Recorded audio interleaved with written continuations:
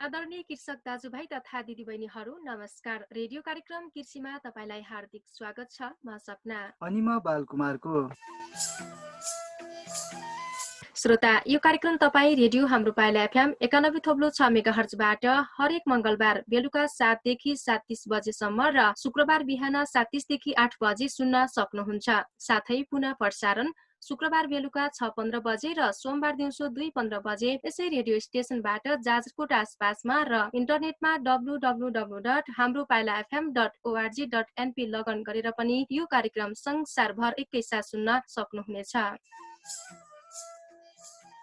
नेपाल कृषि सेवा विकास कार्यक्रम प्रयास नेपाल सरकार र स्विजरल्यान्ड सरकारको द्विपक्षीय कार्यक्रम हो भने यसको कार्यान्वयनमा हेल्वेटास नेपालले प्राविधिक सहयोग गरिरहेको छ। कर्णाली प्रदेशमा कृषि क्षेत्र विकास कार्यक्रम मार्फत प्रयासले स्थानीय तहमा कृषि प्रसार सेवाको विकास र सुदृढीकरणका लागि प्राविधिक सहयोग गरिरहेको छ। हाल विश्वमा महामारीको रूपमा फैलिरहेको कोभिड-19 र यसको प्रभावका कारण हरेक क्षेत्र र तबकाका मानिसलाई आर्थिक, सामाजिक तथा सांस्कृतिक रूपमा असर गरिरहेको छ। यसको असर कृषि तथा खाद्य सुरक्षामा प्रत्यक्ष रूपमा देखिन थालेको छ। नेपाल कृषि प्रधान देश भएको र जनसङ्ख्याको ठूलो हिस्सा कृषिमा आश्रित भएकोले कोभिड-19 को असर कृषि क्षेत्रमा झन धेरै देखिएको छ। हाल कृषकले बिउ, मल, दाना तथा अन्य उत्पादन सामग्रीको अभाव, आफ्ना उत्पादनलाई बजारसम्म पुर्याउनमा समस्या तथा कृषि प्रसार सेवा पाउन कठिनाई भइरहेको छ। यी समस्याले कृषि क्षेत्र तथा समग्र देशकै अर्थतन्त्रमा ठूलो असर गर्ने देखिन्छ। यसैलाई मध्यनजर गरी प्रयास कार्यक्रम भेरी नगरपालिका तथा हाम्रो पाइला एफएम 91.6 मेगाहर्जको संयुक्त पहलमा रेडियो कार्यक्रम कृषि सञ्चालन भइरहेको छ। यस कार्यक्रमको मुख्य उद्देश्य रेडियो प्रसारणका माध्यमबाट कृषकमा कृषि प्रसार सेवा निरन्तर प्रवाह गर्नु रहेको छ। यो कार्यक्रम कृषक तथा कृषि प्रसार सेवा प्रवाहमा संलग्न सरकारी, गैर सरकारी, निजी क्षेत्र, कृषक तथा कृषक समूह, सहकारी आदिसँग प्रत्यक्ष समन्वय तथा सहकार्यमा हाम्रो पाइला एफएम 91.6 मेगाहर्जबाट हरेक मंगलबार बेलुका 7 देखि 7:30 बजेसम्म र शुक्रबार बिहान 7:30 देखि 8 बजे सुन्न सक्नुहुन्छ। साथै पुनः प्रसारण शुक्रबार बेलुका 6:15 बजे र सोमबार दिउँसो 2:15 बजे गरिनेछ। कार्यक्रमको सुरुमा सुनौ आज प्रसारण हुने सामग्रीहरूको झलकबाट। आजको कार्यक्रममा जाजरकोटमा आलु खेतीको सम्भावना र आलुमा लाग्ने रोगबाट कसरी बच्ने, बर्खे आलु कुन समयमा के कसरी लगाउन सकिन्छ, अहिलेसम्म जिल्लामा भएका प्रयासहरूका बारेमा जानकारी, जिल्लामा आलु खेतीको वर्तमान अवस्था, स्थानीय सरकारबाट आलु खेती प्रवर्धनका लागि भएका प्रयास आदि विषयमा केन्द्रित हुनेछौँ। कार्यक्रममा हामी जाजरकोट भेरी नगरपालिकाको प्रमुख बजार गैरीखालीमा लामो समयदेखि तरकारी बजार गर्दै आउनुभएका एक कृषिजन्य वस्तु संकलन तथा विक्रेताको आलुको स्थानीय बजार र कृषकले सुधार गर्नुपर्ने विषयमा उहाँको अनुभव सुन्नेछौँ।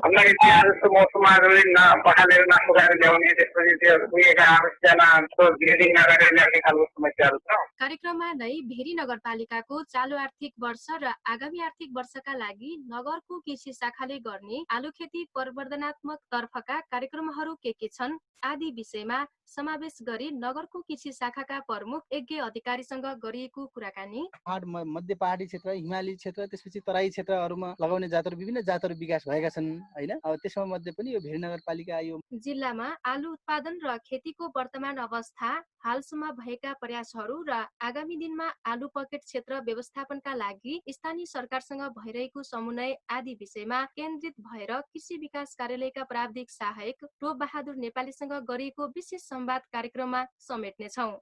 बारेकोट गाउँपालिका वार्ड नम्बर 8 लैखमलाई पनि आलुको पकेटको रूपमा पनि लिने गरिन्छ। यस्तै कार्यक्रममा नै कृषकको समस्या र कृषि विज्ञको समाधानको उपाय समेटी तयार पारिएको प्रश्नोत्तर स्तम्भ पनि प्रस्तुत गर्नेछौँ र समय रहेसम्म केही कृषि जानकारी पनि प्रस्तुत गर्नेछौँ। कार्यक्रम अवधिभर रेडियो सँगै रहनुहोला। यो रेडियो कार्यक्रम कृषि हो। हामी कार्यक्रम मार्फत कृषि व्यवसायीकरण, कृषि क्षेत्रको विकास, बाली तथा पशुपक्षी पालन बारे जानकारी र कृषि र पशुपालन सम्बन्धी विभिन्न सामग्रीहरू प्रस्तुत गर्ने गर्दछौँ। सपना नानी, आजको हाम्रो कृषि कार्यक्रमको बारेमा त जानकारी पाइयो। हिजो आज हाम्रो कर्णाली प्रदेशमा पनि कोभिड-19ले गर्दा बन्दाबन्दी अर्थात् लकडाउनको अवस्थामा कोरोना संक्रमण बढिरहेको छ। यो बेला शरीरको इम्युनिटी पावर बढाउन स्वस्थ तरकारी उत्पादन र खानपान आहार विहार गर्ने कुरा त छँदैछ, अनि आलु खेती पनि सुधार गर्नु पर्यो, किनकि हरेक तरकारीमा आलु अति महत्त्वपूर्ण मानिन्छ नि। तर भने अनुसार उत्पादनमा अझै उपलब्धिमूलक हुन सकेको छैन। के गर्ने होला? अब कसरी यो आलुको पकेट क्षेत्रको विकास र बजारीकरणलाई अगाडि बढाउने होला? यस्तो खालको विकासमा सबैको चासो बढाउने हो। मलाई त खुब चिन्ता लाग्ने गर्छ सपना नानी। म त बडो चिन्ता मानेर बसेको छु। तपाईँले कतिपय अवस्थामा खलङ्गाको गैरीखालीबाट तरकारी किनेर धेरै पटक खानुभयो होला, अनि तरकारी किन्दा विशेष गरी अर्ग्यानिक आलुलाई पनि जोड दिनुभयो होला। जाजरकोटमा आलु खेती विशेष गरी 5 काटिया क्षेत्र अनि धेरै क्षेत्रबाट अलि बढी खलङ्गामा आउने गरेको छ। यसकारण पनि आलु किन्दा तपाईँहरूले के कस्तो पाउनुभयो, कस्तो तरकारी सङ्कलन केन्द्रमा बस्नेले बिक्री वितरण गर्नुहुन्छ आदि विषयमा पनि जान्न पाए त राम्रो हुने थियो। मलाई त तरकारी बेच्ने गैरीखालीका साउजीको अहिलेसम्मको अनुभव के छ सुन्ने मन छ सपना नानी। तपाईको विचार पनि मलाई मन पर्यो, किनकि आलुको बजार कस्तो छ, कस्तो उत्पादन भयो भने आलुले मूल्य पाउँछ, कृषकले के कुरामा ध्यान दिनुभयो भने उहाँलाई अनि तरकारी संकलक र ग्राहकहरूलाई राम्रो हुन्छ, यस विषयमा जानकारी होस् भनेर मैले सत्यदेव आचार्यलाई सोधेकी थिए। भेरी नगरपालिका 4 स्थित गैरीखालीमा लामो समयदेखि तरकारी व्यवसाय गर्दै आउनु भएको र बेच्दै आउनु भएका उहाँको अनुभव सुनाउँछु, सुन्नुहोस् है त। ल सुनौ न के रहेछ। एकदम सचेत आचार्य मेरो सङ्कल्प बस्ती मेरो खालि फोन गरेर आएको उनीहरूले विशेष गरी आलुमा सुधार गर्नुपर्ने भन्दा जस्तो मौसममा न पखालेर न सुकाएर ल्याउने, त्यसपछि त्यो कुहिएका आलुजना ग्रेडिङ नगरेर ल्याउने खालको समस्याहरू छ। त्यसै गरी किसानहरूले ग्रेडिङ गरेर त्यसरी ल्याउनु राम्रो लाग्छ मलाई। हाम्रो फसलबाट क्विन्टल आलु धेरै उपकार भइरहेको छ। ओहो सपना नानी, कृषकले पनि उत्पादन गर्दा धेरै कुरा ख्याल पो गर्नु पर्दो रहेछ, अनि उत्पादन गरेर मात्र पनि नहुने रहेछ, बजार या सङ्कलन केन्द्रसम्म पुर्याउन पनि धेरै विचार गर्नुपर्ने रहेछ है। यति धेरै कुरा मिलेपछि बल्ल कृषकको वस्तुले मूल्य पाउने कुरा रहेछ। मैले त अहिले पो थाहा पाएँ त। वास्तवमा हाम्रा कृषक दाजुभाइ दिदीबहिनीहरूका कति समस्या छन् है। यो एउटा व्यवसायको अनुभव भयो, अरू पनि कति होला है। बरु यो विषयमा स्थानीय सरकारले चासो दिनुपर्ने हो नि। तपाईले राम्रो कुरा उठाउनु भएको छ। त्यो विषयमा म केही बेर पछि जानकारी गराउँछु। बरु यतिखेर कोरोना भाइरसबाट बच्न के कस्ता खानपानहरू खानुपर्छ, कसरी सचेतता अपनाउन सकिन्छ, शरीरको इम्युनिटी पावर, रोग प्रतिरोधात्मक क्षमता बढाउन हाम्रा घरबारीमा पाइने पोषणयुक्त खानपानहरू के हुन्छन्, यस बारेमा एउटा सन्देश सुन्ने कि। ओहो कस्तो राम्रो कुरा गर्नुभयो, सुनिहालौ न। अति महत्त्वपूर्ण विषय हो नि, मलाई पनि थाहा हुन्छ, हाम्रा अरू श्रोतालाई पनि थाहा हुन्छ। ल सुनिहालौ न।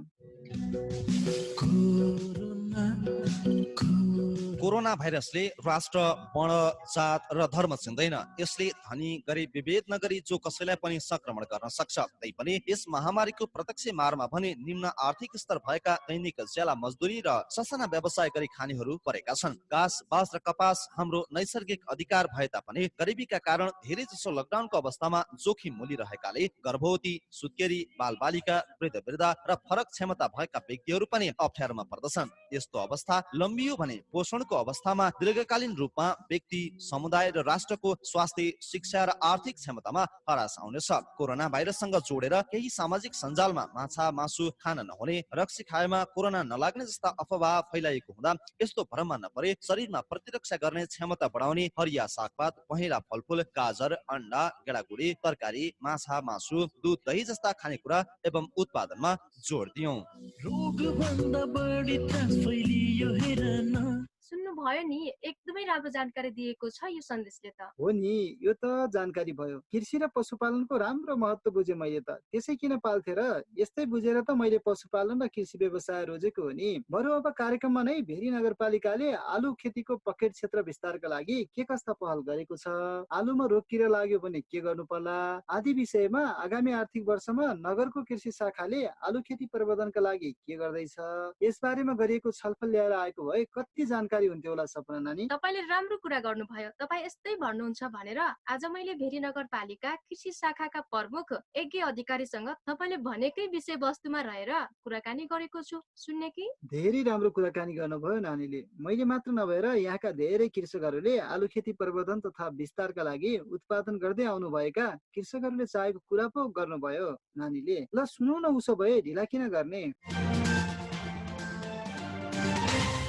भेरी नगरपालिका कृषि शाखाले चालु आर्थिक वर्ष र आगामी आर्थिक वर्षको लागि आलु खेतीकै लागि भनेर के कस्ता कार्यक्रमहरू ल्याएको छ, सञ्चालन भइरहेका छन् नि? अब हाम्रो चालु आर्थिक वर्षको मा भन्दाखेरि चाहिँ हामीले आलुको पिबिएस बिउबाट बिउ उत्पादन तीन रोपनी क्षेत्रमा चाहिँ पिबिएस बिउ आलुबाट बिउ उत्पादन गरेका छौँ अहिले। त्यसको अब हार्भेस्टिङको समय चाहिँ अहिले भइसकेको छ। अब त्यो आलु हार्भेस्टिङ हुँदैछ चालु आर्थिक वर्षको भने। आगामी आर्थिक वर्षमा हामीले पिबिएस बिउ आलु सहित प्रमाणित आलुको बिउ पनि किसानहरूलाई उन्नत खानाको लागि पनि वितरणको लागि कार्यक्रम अगाडि बढाएका छौँ। जाजरकोटको भेरी नगरपालिकाको चाहिँ कुन क्षेत्रमा आलु खेती एकदमै राम्रो फल्छन्? सबै क्षेत्रमा आलु खेती हुन्छ, तर हामीले बिउ उत्पादन जोड दिनुपर्ने हुन्छ। बिउ उत्पादन गर्दाखेरि कम्ती पनि 1200 मिटरभन्दा माथि 2000 मिटरसम्म हामीले पिबिएस दानाबाट बिउ उत्पादन गर्यो भने त्यस क्षेत्रमा एकदम राम्रो बिउ उत्पादन हुन्छ। त्यहाँबाट उत्पादन भइसकेको बिउहरू चाहिँ 3 देखि 4 पुस्तासम्म त्यो बिउ उत्पादन गर्छौँ हामी। 3 देखि 4 पुस्तामा हामी बिउ उत्पादनकै रूपमा बिउ उत्पादन गरिसकेपछि 5औं पुस्तादेखि हामी चाहिँ तपाईँको चाहिँ 500-600 मिटरदेखि माथि 2000 मिटरसम्मको क्षेत्रमा चाहिँ सिँचाइ हुने आलु हुने क्षेत्रमा हामीले त्यो आलु उत्पादन गर्न सक्छौँ सजिलै। आलुको अवस्था हेर्नु पर्दा भेरी नगरपालिकामा अहिले चाहिँ कृषकहरूले चाहिँ कतिको उत्पादन गर्नु भएको छ? भेरी नगरपालिकाको तपाईँको चाहिँ 2 सिजनमा आलु हुने क्षेत्र छ यहाँ। हाम्रो चाहिँ हिउँदे सिजनमा चाहिँ तल्लो बेल्ट जस्तो हाम्रो मटेला भयो, कुदु क्षेत्र भयो, यो राउत गाउँ, यो काले गाउँ, यस्तो क्षेत्रहरूमा चाहिँ हामी हिउँदे सिजनको रूपमा लगाउने चलन छ भने हामी माथिल्लो बेल्ट जस्तो अब माथि यो तिमिले भयो, भेरे खर्क भयो, भेरे भयो, यो बेल्टमा चाहिँ बर्खे सिजन अथवा वसन्त सिजन माघ फागुनमा लगाएर असाढमा साउनतिर चाहिँ आलु हार्भेस्टिङ गरिन्छ। यो सिजनमा गरिन्छ भने अब बिउ उत्पादन हामी त्यही क्षेत्रमा चाहिँ माघ फागुनतिर हामी त्यो क्षेत्रमा बिउ उत्पादन गर्छौँ। अनि भेरी नगरपालिकामा चाहिँ त्यस्तो आलु चाहिँ यो जातको आलु लगाउनुपर्छ भनेर त्यस्तो केही सिफारिस गरेको छ या के छ नि? छ त्यो त पहाड मध्य पहाडी क्षेत्र, हिमाली क्षेत्र, त्यसपछि तराई क्षेत्रहरूमा लगाउने जातहरू विभिन्न जातहरू विकास भएका छन् हैन। अब त्यसमा मध्ये पनि यो भेरी नगरपालिका यो मध्य पहाडी क्षेत्रमा पर्ने भएको हुनाले यसलाई चाहिँ अब जनकदेव भयो, कार्डिनल भयो, डिजिरे भयो, यस्ता जातका तालहरू, अब खुमल रातो भयो हैन, यस्ता जातका आलुहरू यहाँ सिफारिस गरिएको हो यो क्षेत्रमा। यी मध्ये पनि यो क्षेत्रमा चाहिँ कार्डिनल आलु बर्खे सिजनको लागि वसन्तीमा लगाएर बर्खेमा हार्भेस्ट गर्ने आलुको रूपमा चाहिँ हाम्रो किसानहरूले कार्डिनल आलु अति धेरै प्रयोग गर्नुहुन्छ र उत्पादन पनि राम्रो हुन्छ त्यसको। आलु उत्पादन गर्नु भएको हुन्छ धेरै कृषकहरूले। यसको अङ्कलन केन्द्र पनि छ होला भेरी नगरपालिकामा?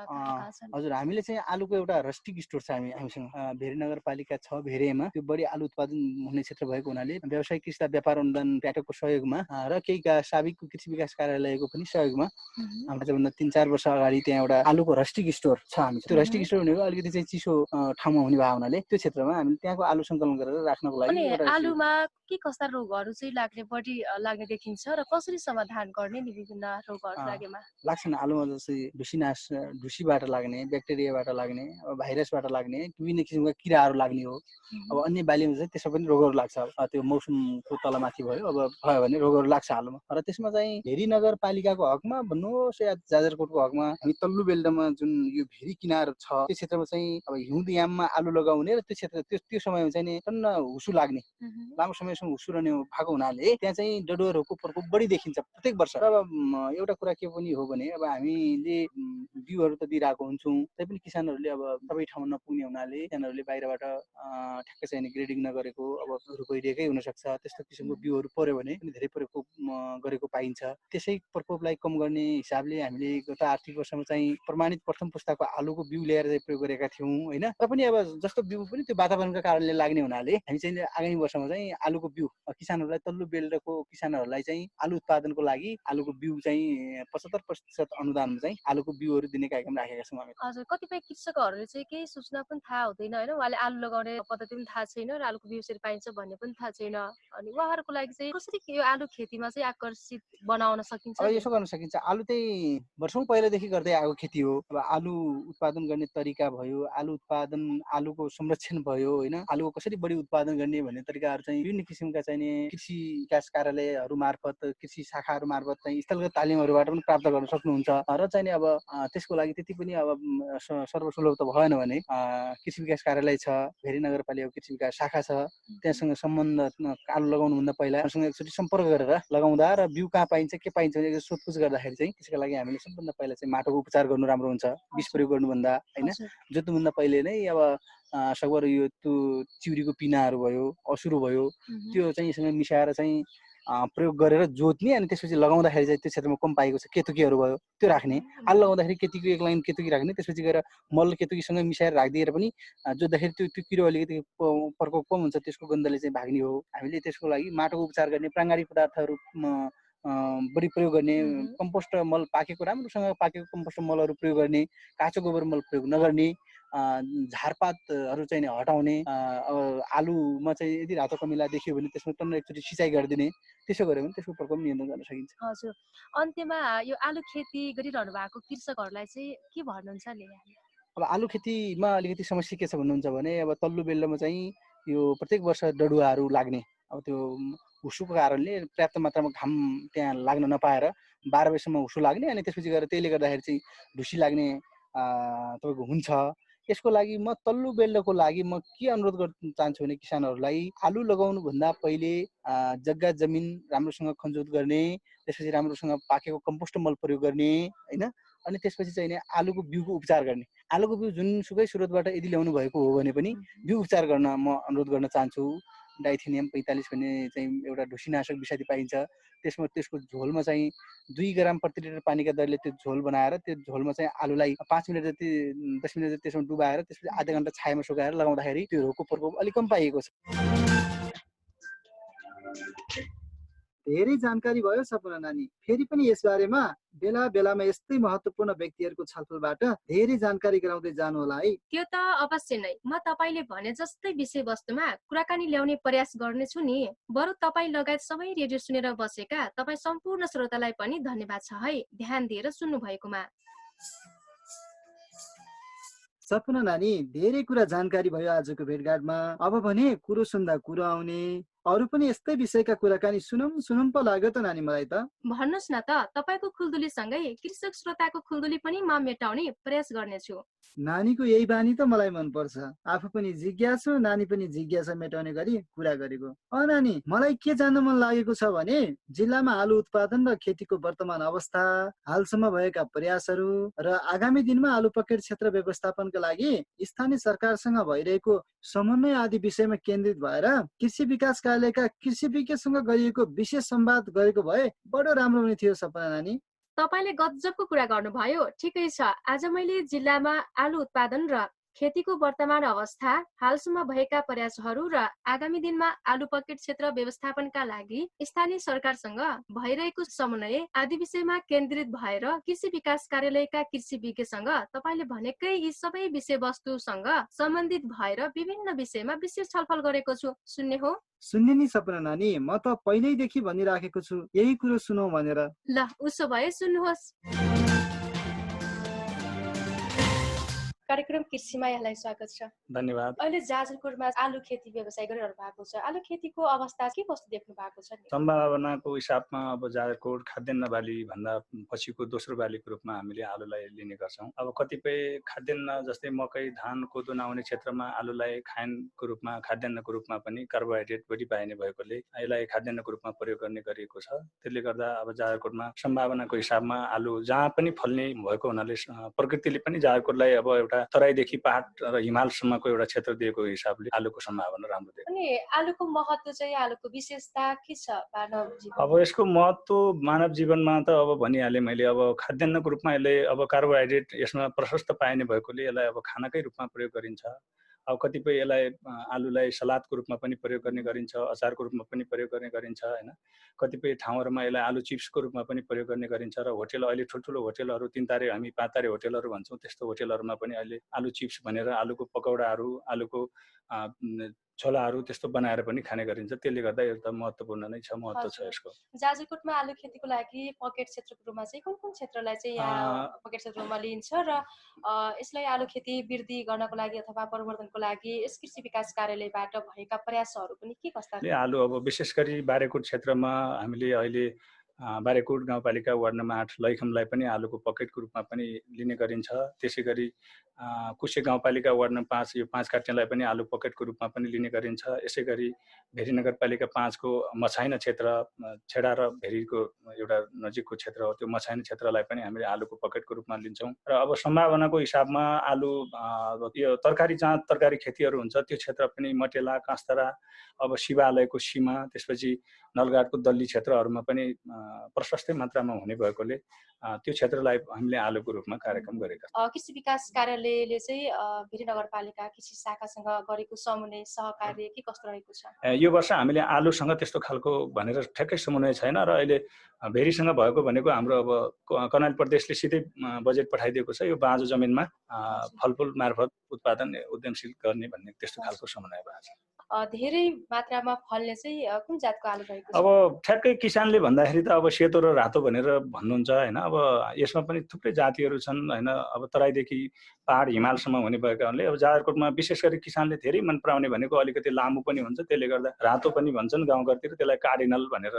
कार्डिनल नै यहाँ जाजरकोटको लागि सिफारिस पनि र बढी पनि फल्ने भएको हुनाले कार्डिनल, डेजिरे यस्तो थुप्रै विकसित जातहरू छन्, तिनी जातहरू छन्। कृषकहरूले चाहिँ आलु खेतीमा आबद्ध हुँदा पनि हैन धेरै समस्याहरू भएको, धेरै चुनौती भएको पनि गुनासो गर्नु भएको हुन्छ।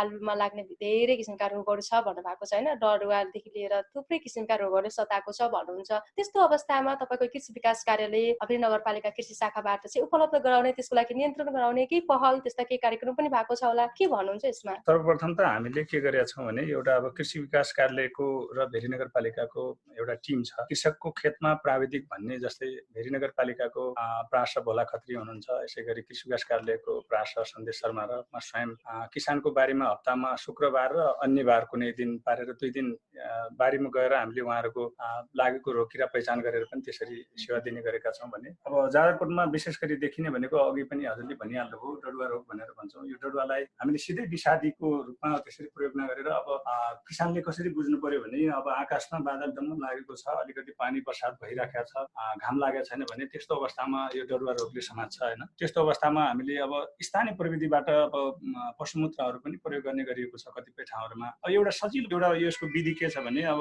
जस्तै हामीले घरमा कतिपय भैँसीको मही पार्छौँ हैन, मही पारिसकेपछि महीलाई सिधै पोख्ने गरिन्छ कतिपय नखाने ठाउँहरूमा। त्यसलाई एउटा किसानकै एउटा अनुभव मैले सेयर गरेँ तपाईँहरूलाई। बर्दियाको एकजना टोपबहादुर केसी भन्ने किसानले के भन्नुभएको थियो भने र हाम्रो प्रविधिले पनि के भन्छ भने अब जस्तै त्यो महीलाई माटाको भाँडोमा कम्तीमा 14 दिन जति माटाको भाँडोमा राख्ने हैन र प्लास्टिकले छोप्ने, छोपिसकेपछि 14 दिनपछि निकालेर एक भागमा कम्तीमा 8 भाग जति पानी मिसाएर त्यो हरियो पदार्थ भइसक्यो भन्छ। त्यस्तो बेलामा बारीमा छर्ने भने पनि एउटा त्यो जैविक तरिकाबाट पनि अब रोग नियन्त्रण गर्न सकिन्छ, त्यो पनि भयो। र अब लागिसक्यो भने अन्त्यमा अब विषादीले नै प्रयोग गर्नुपर्छ भनेपछि हामीले पहिला अब रोग लाग्नुभन्दा अलि अगाडि नै हामीले डाइथेनियम 45हरू त्यस्तो खालको विषादीहरू प्रयोग गर्ने गर्छौँ। र अब लागिसक्यो भने अब अहिले त बजारमा थुप्रै व्यापारिक नामहरू पनि आछन्, कतिपय सेक्टिन पनि भन्ने गरिन्छ, कतिपय अब किलोक्सिल गोल्डहरू त्यस्तो प्रयोग गरिन्छ, कतिपय अब म्यान्कोजेब युक्त विषादीहरू पनि प्रयोग गरिन्छ। त्यसरी पनि नियन्त्रणको विधिहरू त्यसरी सिकाउने गर्छौँ। हजुर, अन्त्यमा चाहिँ आलु खेती लगाइरहने कृषकहरूको लागि केही कुरा छ तपाईले भन्नुपर्ने छ भने? जहाँ कहीँ अहिले अब तरकारीको रूपमा प्रयोग हुने भनेको आलु हो, त्यसले गर्दा आलुलाई अब अलिकति विस्तार पनि गर्नुपर्छ हैन। अब जस्तै देशमा लकडाउन भइराखेको छ, कतिपय अब भारतले नाकाबन्दी गर्ला, अब कतिपय खाद्यान्नको रूपमा पनि यसलाई खानुपर्ने अवस्था हुन सक्छ। अब पहाडदेखि तराईसम्म र मैले अघि पनि भने हिमालसम्म पनि यो हुने भएको हुनाले यसको विस्तारमा हामी लाग्नुपर्छ हैन। यसलाई बढाउँ, यसको लागि बढाउनको लागि अब पहिलो कुरा त अब प्रविधिहरू सिक्नु पर्यो हैन। कुन जात कति बेला हुन्छ भन्ने कुराहरू सिक्नको लागि पनि कृषि विकास कार्यालयसँग समन्वय गरेर तपाईहरु कृषि विकास कार्यालयमा सल्लाह लिनुस्, आउनुस्, हामी तपाईलाई त्यसरी सेवा दिन पनि सक्छौँ। हस्, अहिले महत्त्वपूर्ण समय दिनुभयो, धेरै धेरै धन्यवाद। यहाँलाई पनि धन्यवाद। कृषि विकास कार्यालयमै आएर एउटा आलु खेती सम्बन्धी किसानको जुन यति बेला देखिने रोकिरा किसानको केही कुराहरू जिज्ञासा किसानले राखेको जिज्ञासाहरू मेटाउने एउटा अवसर प्रदान गरिदिनु भएको रेडियो पाइला एफएमलाई पनि विशेष धन्यवाद दिन चाहन्छु। धेरै जानकारी दिनुभयो सपना नानी। वास्तवमा यति धेरै कार्यक्रम सुरु भइरहेको रहेछ, यो सुनेर धेरै जानकारी भयो। यतिखेर कोरोनाको महामारी फैलिएको छ। यो अवस्थामा रोग प्रतिरोधात्मक क्षमता बढाउन पनि केही यस्ता तरकारी उत्पादन गर्ने र बिक्री वितरण गरेमा सबै नागरिकको स्वास्थ्यमा पनि सहयोग पुग्ने भएकोले हामीले प्राय अत्याधिक रुचाउने तरकारीमा पर्ने आलुबाली सम्बन्धी धेरै जानकारी भयो। धन्यवाद छ है नानी, यति धेरै जानकारी गराउनु भयो आजको कार्यक्रममा। आज त कार्यक्रम पनि सकिन थाल्यो होला नानी। अर्को अङ्कमा फेरि नयाँ नयाँ कुरा ल्याएर आउनु है। म भने अब लागे थोरै आफ्नै बारीमा लगाएको बर्खे आलु उसिनेको छु, थोरै टिमुरको नुनसँग आलु खाएर जानु। घरमा भेट भएको बेला नानी यस्तै चिज स्वच्छ र सफा खाने हो, कोरोना लाग्नबाट बच्ने र बचाउने हो, लागिहाले पनि रोग प्रतिरोधात्मक क्षमता बढ्ने तरकारीहरू सेवन गर्ने हो। मलाई त यस्तै लाग्छ। घरमा तरकारी पकाएर खाने पनि हुन्छ नानी। यो थोरै लैजानुस्। आफ्नै बारीमा फलेको बिक्री गर्न खलङ्गा लैजाउँ भनेको गाडी पनि चल्दैन आजकल। बर्खा लागिसक्यो, राखेर कुहिनु भन्दा सबैले मुख मिठो बनाउँदा के खर्च होला र? के खर्च होला र फेरि नानी? र हामी यही गाउँका, लिनुहोस् नानी। ल नानी, म गएँ है बारीमा। अलिकति खन्न बाँकी छ। बर्खा लागिसक्यो, आलुको माग पनि बढेको बढै छ। के रुपियाँको आलु खानु, आफ्नै गाउँघरको खाने हो। फेरि पनि आउँदै गर्नु होला है नानी। हस् हस्, साह्रै राम्रो लाग्यो। तपाईँसँगको भेटघाटमा कहिले के दिनुहुन्छ, कहिले के खुवाउनुहुन्छ, सधैँ यस्तै खान पाइयोस् है। तपाईँले प्रगति गरे मलाई पनि फाइदा हुने रहेछ है। अनि आलु उत्पादन गर्दा केही समस्या भयो भने नजिकैको कृषि शाखा वा प्राविधिकहरूलाई भेटेर सल्लाह लिन पनि नबिर्सिनु होला है हजुर। हुन्छ नानी, हुन्छ। श्रोता, अब पालो भएको छ प्रश्न उत्तर स्तम्भको। यो स्तम्भमा हामी कृषकका गुनासा र सम्बन्धित कृषि विज्ञबाट उत्तर प्रसारण गर्ने गर्दछौँ। आज हामीलाई भेरी नगरपालिका 6 का मनवीर पुनले राख्नु भएको जिज्ञासालाई समावेश गरेका छौँ। के थियो उहाँको जिज्ञासा? जिज्ञासा सुनौ है। किसानलाई आवश्यकता भनेको त धेरै कुरा, बिउ बिरुवादेखि लिएर मल खादहरूदेखि लिएर हरेक कुराको समस्या छ। अब बिरुवा उत्पादन गर्नेदेखि लिएर तरकारी खेती गर्नलाई भन्न सजिलो, किसानलाई धेरै कुराको आवश्यकता छ। र त्यस्तो विषयमा अब कृषि कार्यालय र अन्य जस्तो सबै सेवा सुविधा हामी जस्तो किसानहरूलाई दियो, अझै सुविधाहरू दियो भनेपछि सबै राम्रो होला भन्ने मलाई। र बेला बेलामा कृषि कार्यालयबाट र सेवा सुविधाहरू, ज्ञानका कुराहरू, हरेक कुराहरू दियो भनेपछि म जस्तै किसानहरूलाई धेरै लाभ हुनेछ भन्ने मलाई सोच लाग्छ। कृषि विकास कार्यालयका प्राविधिक सहायक टोपेन्द्र बहादुर नेपालीसँग सोधेका छौँ। के भन्नुहुन्छ उहाँले? रेडियो सुन्ने तपाईँ र प्रश्न राख्ने कृषक मनवीर पुनले सुन्नुहोस् है। जवाब के छ त? नमस्कार, म टोपबहादुर नेपाली, कृषि विकास कार्यालय जाजरकोटमा प्राविधिक सहायक प्रासा पदमा कार्यरत। प्रश्न गर्ने भेरी नगरपालिका वार्ड नम्बर 6 का कृषक मनवीर पुनलाई म हार्दिक धन्यवाद र नमस्कार भन्न चाहन्छु। यहाँ उहाँले एउटा भन्नुभएको रहेछ, जस्तै हामीले समयमा सूचनाहरू प्राप्त गर्दैनौँ भन्ने कुराहरू आएको रहेछ। अब यो कस्तो छ भनेपछि कृषि विकास कार्यालयमा कार्यक्रम स्वीकृत भइसकेपछि कतिपय सूचनाहरू 1 महिने हुन्छन्, 15 दिने हुन्छन्, 7 दिने सूचनाहरू आइराखेको हुन्छ। सूचनाहरू आउन बित्तिकै हामीले जाजरकोटमा भएका स्थानीय रेडियोहरू 3वटा रेडियोहरू छन्, रेडियोहरू मार्फत पनि बजिराखेको हुन्छ। कतिपय अनलाइन मिडियाहरू मार्फत पनि बजिराखेको हुन्छ। हामीले कार्यालयको radio.gov.np भन्ने हाम्रो वेबसाइट छ, कार्यालयको वेबसाइटमा पनि राख्ने गरेका हुन्छौँ। र कार्यालयको सूचना पाटी छ, सूचना पाटीमा पनि राखेका हुन्छौँ। र त्यही भएन भने पनि स्थानीय तहमा कृषि विकास शाखाहरू हुन्छन्, स्थानीय तह पालिकाहरू हुन्छन्, पालिकाको सूचना पाटीहरूमा पनि राख्ने गरिएको छ। त्यसरी पनि उहाँहरूले सूचना लिने गर्नुहुन्छ हैन, त्यसरी पनि सूचनाहरू प्राप्त गरिरहनु भएको छ। यस्तो सूचना पाइएन हामीलाई भनेर भन्नुभयो भने पनि हामीले कहाँ कति बेला सूचना उहाँले प्राप्त गर्नु भएन भन्ने कुरा पनि हामीले उहाँलाई जानकारी गराउँछौँ। र हाम्रो कृषि विकास कार्यालय जाजरकोटको फोन नम्बर छ 08933125। मेरो आफ्नै व्यक्तिगत नम्बर पनि 9848209901 मार्फत पनि उहाँले जानकारी पनि लिन सक्नुहुन्छ। प्रश्न सोध्ने मनवीर पुन र जिज्ञासा मेटाउने कृषि विकास कार्यालयका प्राविधिक सहायक टोपबहादुर नेपालीलाई धेरै धन्यवाद। अनि कार्यक्रम सुन्ने तपाईँ श्रोतालाई ध्यान दिएर कार्यक्रम सुन्नु भएकोमा धेरै धेरै धन्यवाद छ है। तपाईँका पनि कुनै जिज्ञासा, सुझाव, सल्लाह छन् भने कार्यक्रम अन्त्यसम्म सुन्नुहोला। हामी गुनासा, सुझाव, सल्लाह टिपाउने फोन नम्बर र ठेगाना केही बेरमा जानकारी गराउनेछौँ। श्रोता, तपाईँ अहिले सुन्दै हुनुहुन्छ रेडियो कार्यक्रम कृषि। आज हामी कार्यक्रमको 11औं अङ्कमा छौँ। हामी कार्यक्रम मार्फत रोग प्रतिरोधात्मक क्षमता बढाउन, स्वस्थ र अर्ग्यानिक कृषि उत्पादनमा जोड दिन सबैमा कृषि कार्यक्रम मार्फत प्रेरित गरिरहेका छौँ।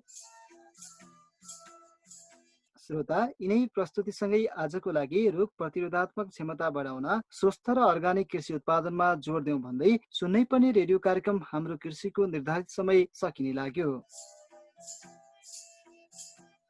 अर्को हप्ता फेरि मंगलबार बेलुका 7 देखि 7:30 बजेसम्म र शुक्रबार बिहान 7:30 देखि 8 बजे र पुनः प्रसारण शुक्रबार बेलुका 6:15 बजे र सोमबार दिउँसो 2:15 बजे यसै रेडियो स्टेशनबाट जाजरकोट आसपासमा र इन्टरनेटमा www.hamropailaFM.org.np मा हाम्रो भेट हुने नै छ। तबसम्मका लागि कार्यक्रमबाट बिदा हुनु पूर्व कार्यक्रम सुनेपछि तपाईलाई कस्तो लाग्यो? यस कार्यक्रमका सम्बन्धमा कुनै प्रतिक्रिया, सुझाव आदि वा कृषि सम्बन्धी केही समस्या तथा जिज्ञासा भएमा उपलब्ध गराइदिनु हुन अनुरोध गर्दछौँ। तपाईका जिज्ञासाको हामी विज्ञसँग सम्पर्क गरी समाधानको प्रयास खोज्नेछौँ। सुझाव सल्लाहको अपेक्षा गर्दै हाम्रो पत्रचार ठेगाना सुनाउँछौँ। रेडियो कार्यक्रम कृषि, रेडियो हाम्रो पाइला एफएम 91.6 मेगाहर्ज, भेरी नगरपालिका, वडा नम्बर 4, जाजरकोट। फोन नम्बर 089430 157 तथा हाम्रो इमेल ठेगाना pailanews@gmail.com।